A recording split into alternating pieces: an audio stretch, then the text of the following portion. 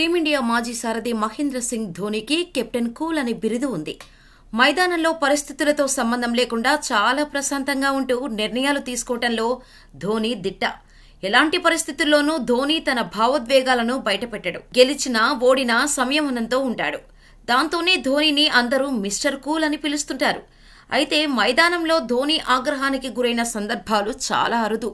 సహచర ఆటగాళ్లపై ధోనీ కోప్పడిన ఘటనలు కూడా లేవు.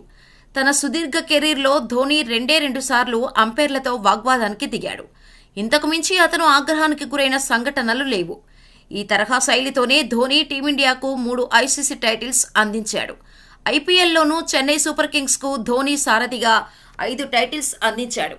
అయితే ధోనీ కూడా ఆగ్రహానికి గురవుతాడని, ఐపీఎల్ ఆరంభంలో అతని కోపాన్ని దగ్గర నుంచి చూశానని టీమిండియా మాజీ క్రికెటర్ ఎస్ బద్రీనాథ్ తెలిపారు. తాజాగా ఓ ఇంటర్వ్యూలో పాల్గొన్న ఆయన ధోనీ గురించి ఆసక్తికరమైన వ్యాఖ్యలు పంచుకున్నాడు. ధోనీ కూడా సాధారణమైన మనిషే. అతను అప్పుడప్పుడు సంయమనాన్ని కోల్పోతూ ఉంటాడు. కానీ మైదానంలో తన ఆగ్రహాన్ని వ్యక్తం చేయడం చాలా అరుదు. కోపం ప్రదర్శించడం వల్ల నిర్ణయాలు తీసుకోవటంలో ఇబ్బందులు పడుతున్నట్టు ప్రత్యర్థులు భావించకూడదని ధోనీ ఆలోచన. కానీ ఐపీఎల్ ప్రారంభంలో ఆర్సీబీతో మ్యాచ్ సందర్భంగా ధోనీ తీవ్ర ఆగ్రహానికి గురయ్యాడు. అతని ఉగ్రరూపాన్ని నేను ప్రత్యక్షంగా చూశాను. అయితే ఇది డ్రెస్సింగ్ రూంలో జరిగింది. చెన్నై వేదికగా ఆర్సీబీతో జరిగిన మ్యాచ్లో మేము 110 పరుగుల లక్ష్య ఛేదనకు దిగాం. స్వల్ప వ్యవధిలోనే వికెట్లు కోల్పోయిన మ్యాచ్లో ఓడిపోయాం.